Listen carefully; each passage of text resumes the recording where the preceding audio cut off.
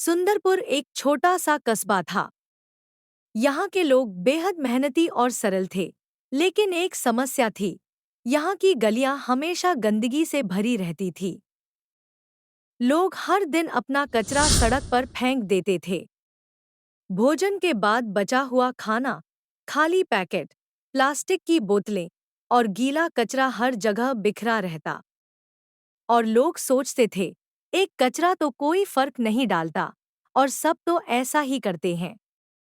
कचरा इस छोटे से कस्बे का हिस्सा बन चुका था। कभी-कभी तो जब गांव वाले सड़कों से गुजरते, तो उनके पैरों के नीचे गंदगी सिहर जाती थी। नालियां पूरी तरह से जाम हो चुकी थी और गंदे पानी से सड़कों पर कीचड़ फैल जाता था। बच्चे खेलते हुए गलियों में दौड़ते थे, लेकिन उन्हें समझ नहीं आता था कि यह गंदगी उनके स्वास्थ्य के लिए खतरे का कारण बन सकती है। एक दिन कस्बे में एक अजीब सी स्थिति पैदा हुई।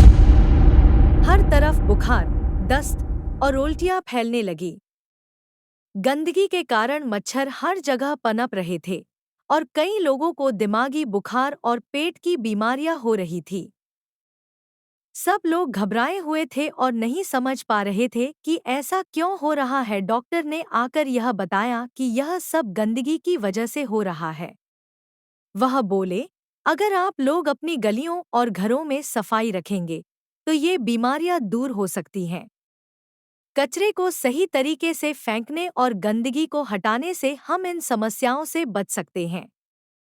लेकिन तब भी लोगों को समझ में नहीं आया। उन्होंने कहा, यह तो सिर्फ हमारा छोटा सा गांव है, एक दो कचरे से क्या फर्क पड़ेगा। कोई भी यह समझने को तैयार नहीं था कि उनकी छोटी छोटी गलतियां पूरे गांव की सेहत पर भारी पड़ सकती हैं। तभी एक छोटी सी बच्ची रिमी, जो स्कूल में पढ़ाई करती थी, अपनी आवाज उठाई। उसने सबको एक दिन एक बड़ा सा प्रस्ताव दिया। उसने कहा, अगर हम सभी अपने घरों का कचरा इधर-उधर नहीं फेंकें, तो सुंदरपुर फिर से सुंदर बन सकता है। हम गीला और सूखा कचरा अलग-अलग रख सकते हैं और उसे रिसाइकल कर सकते हैं। और सबसे बड़ी बात, हम अपनी गलियों में डस्टबिन रख सकते हैं, ताकि कचरा कहीं भी न फैले। रिमी ने अपनी छोटी सी बात से सबका ध्यान खींच लिया। लोग अब यह समझने लगे थे कि सिर्फ अपनी जिम्मेदारी निभाकर ही आप वो इस गंदगी को दूर कर सकते हैं।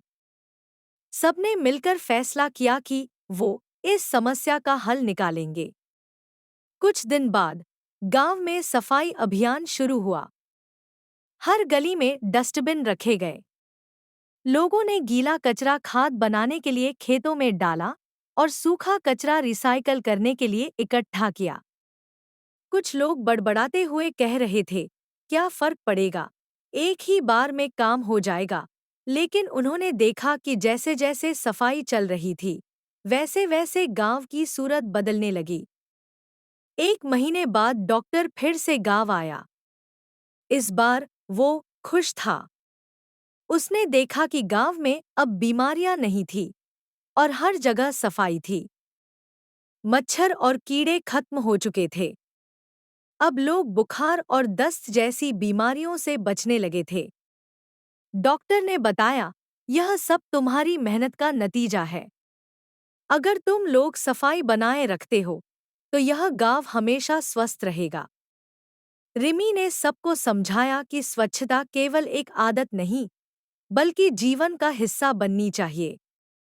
अगर हम एक साथ काम करें, तो हम न सिर्फ अपनी सेहत बल्कि अपने गांव और पर्यावरण को भी बचा सकते हैं। सीख: सफाई रखना हमारी जिम्मेदारी है। हर व्यक्ति का कचरे को सही जगह पर डालने का अधिकार है, ताकि हम बीमारियों से बच सकें। एक छोटा सा कदम बड़ा बदलाव ला सकता है। अगर हम सभी मिलकर सफाई में योगदान दें, तो हम एक स्वस्थ और सुंदर वातावरण बना सकते हैं। साफ सफाई से ही हम अपने घर, गांव और समाज को बीमारियों से बचा सकते हैं।